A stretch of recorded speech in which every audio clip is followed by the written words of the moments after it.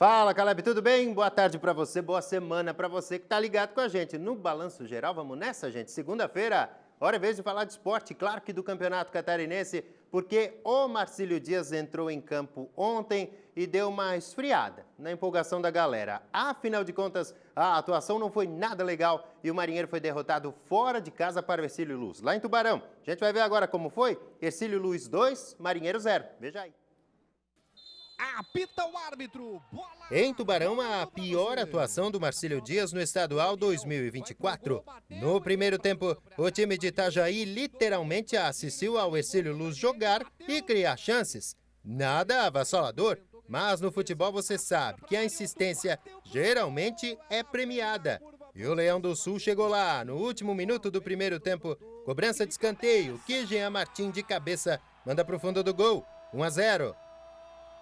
Já na segunda etapa, um marinheiro pouco inspirado ainda resistiu até aos 45, quando Thalisson passou pela marcação, mandando na medida para a grande área.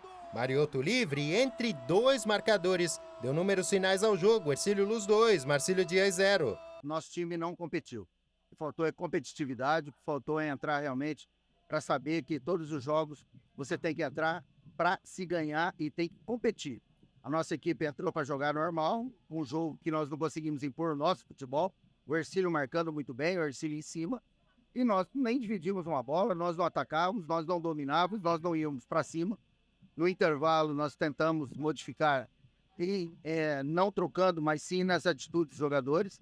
Não conseguimos, nossos atletas não conseguiram evoluir, não conseguiram pôr o jogo. Não é só porque também nós não conseguimos, o Hercílio Luz jogou, competindo muito bem, jogou realmente numa situação de marcação forte e nós não conseguimos sair. Apesar da derrota, o Marinheiro segue na segunda posição da tabela de classificação, mas pode ser ultrapassado pelo Avaí, que joga hoje contra o Criciúma na ressacada.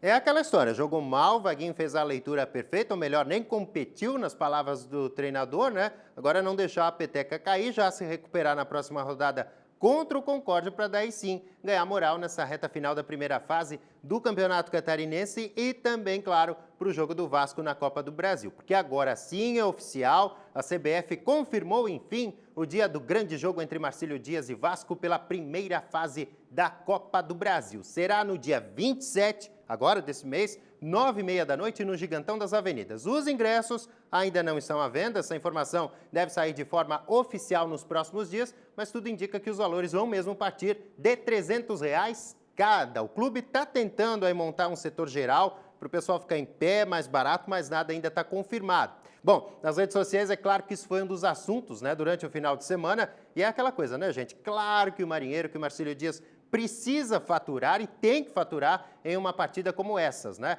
A operação de um jogo como essa é muito cara, os custos também, mas ao mesmo tempo vale lembrar que o salário mínimo no Brasil é de R$ 1.412. Então acho que é necessário encontrar um ponto de equilíbrio aí, até porque dias atrás a diretoria do Marinheiro chiou, reclamou, esperneou, quando o Criciúma cobrou R$200 na decisão da Recopa. Então, vamos com equilíbrio, o torcedor tem que entender sim que é um jogo diferenciado, histórico e que precisa ter esse valor diferenciado para cima também, né? Mas aí também cabe à diretoria entender que a gente não está falando da Champions League e que a gente está em Itajaí, não está em Londres ou em Madrid, né? Então vamos aguardar para ver as definições aí dessa semana, dessa questão dos ingressos da Copa do Brasil, primeira fase, dia 27, tem Marinheiro e Vasco aqui em Itajaí. Agora a gente vai com mais gols da sétima rodada do Catarinense 2024, o Barra acordou no final e atropelou o Concórdia. Já o Brusque está desligado e tem que se ligar, porque a zona de rebaixamento está bem pertinho ali, ó, chegando na porta. Se liga nos gols. A sétima rodada começou no sábado com um jogo intenso na Arena Condá, em Chapecó. Guilherme Cachoeira abriu o placar para o Jack aos 24 segundos de jogo. Mas a Chape virou com gols de Bruno Leonardo e o gol contra de Souza. Só que na etapa final, Varley e Yuri Mamute de pênalti garantiram a virada e a vitória do Jack. Chapecoense na zona de rebaixamento em 11º 2, Joinville em 6º 3. Também no sábado, Barra e Concórdia caminhavam para o empate sem gols no Gigantão, quando o time de Balneário Camboriú acelerou na reta final. O artilheiro Adilson Bahia abriu o placar aos 34. 10 minutos depois, Marcelinho livre empurrou para o fundo do gol, 2-0. E ainda deu tempo de Alex Henrique fechar os trabalhos. Barra em quinto na tabela 3, Concórdia em nono, 0. No domingo, o Figueirense visitou o Lanterna Nação e com este gol de Nicolas garantiu a vitória por 1-0. Com o resultado, o time da capital segue no G4, o Nação lá embaixo.